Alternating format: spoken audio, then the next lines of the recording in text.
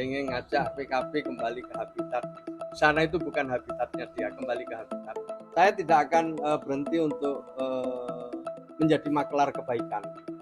Bahwa PKB itu dilahirkan oleh NU dan sudah semestinya PKB minta nasihat kepada Rois Am, Ketua Umum, kepada pemilih PKB adalah terloyal dan solid ya? dan solid sekali dan Sampai bahkan ke bawah ya? sampai ke bawah, dan bahkan Yaya Khalil Ketua Umum PBNU ngomong apa aja terhadap PKB nggak ngaruh sama sekali. Coba disurvei. Kita sampaikan kepada yang terhormat Pak Sekjen PBNU ya, belajar kembali tentang tertib berorganisasi itu penting.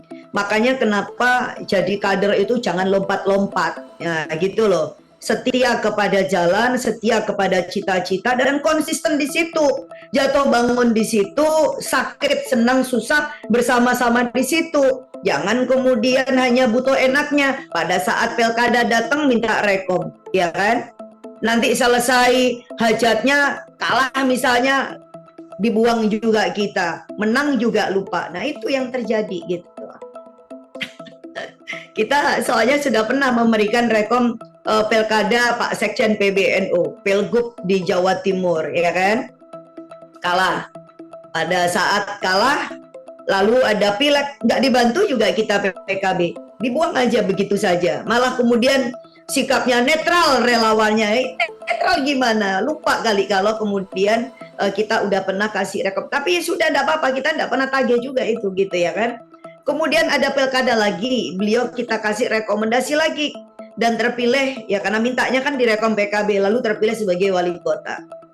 Apakah kemudian beliau juga memperjuangkan PKB? Nah, ketika kita punya hajatan pileg kemarin nih, nah ini yang paling terakhir itu kan pileg dan pilpres. Bagaimana mungkin kalau seseorang yang sudah dikasih kepercayaan nih ya kan, sehingga punya jabatan politik, menjadi wali kota misalnya dan lain-lain, tapi kemudian justru gembosin PKB, gembosin kerja politiknya kami, gembosin ketua umum kami yang akan running untuk jadi calon presiden waktu itu ataupun juga calon wakil presiden. Katanya NU harus maju, nah ya kan, harus menjadi calon. Lah ini malah ada cicitnya pendiri NU, kok kemudian tidak didukung, malah kemudian digembosin, ya kan? Kok justru kemudian mendukung orang lain yang boro-boro NU, ya kan? Nyantri juga nggak tahu ya, dan kita nggak punya respon apa-apa kecuali kita dengan segala hormat memang mengingatkan PBNU karena apa? Segenap tindakan, sikap, perkataan dan perbuatan itu sekarang bisa terpantau oleh publik secara luas. Jadi tidak ada hal yang bisa ditutup-tutupi. Nah, publik hari ini justru memberikan respon yang sangat negatif dengan mohon maaf tindakan dan juga statement dari PBNU. Kalau misalnya kita mau perhatikan bagaimana media sosial hari ini bukan hanya mengetawakan tetapi juga tidak mengerti dengan logika dan nalar yang disampaikan ya oleh PBNU, karena di tracking ini Mbak sekarang. Sekian tahun terakhir PBNU nyaris tidak pernah berhenti mengeluarkan berbagai statement yang kira-kira kesimpulannya mengatakan PKB bukan bagian dari NU secara kelembagaan, bahwa PKB tidak boleh mengklaim sebagai partainya NU, bahwa PKB bukan representasi NU, dan kemudian PBNU bahkan memberikan ruang yang sama dan setara kepada partai-partai lain, meskipun dalam 3 tahun terakhir itu sama sekali justru kita lihat PKB yang dipinggirkan dan dipojokin gitu. Tetapi it's okay gitu. Nah, kalau kemudian PBNU tiba-tiba masuk ke dalam gelanggang politik praktis, nah ini kan apakah tindakan itu bahkan tidak lebih sadis ketimbang politisi jalanan gitu loh. Nah ini kan persoalan keumatan ini kan sebenarnya benar-benar gawat ya, yang itu juga dihadapin oleh warga NU. Nah tapi kan sayang kemudian ternyata tidak menjadi prioritas bagi PBNU. Nah sementara publik masih lihat loh, PBNU ini baru aja terkait dengan isu pertambangan. Apakah ini bahkan menjadi pengalihan nih PBNU dari soal IUP yang itu mendapatkan resistensi dari publik, kemudian quote and quote bikin pansusnya PKB gitu. Tetapi kan ini tidak berhasil.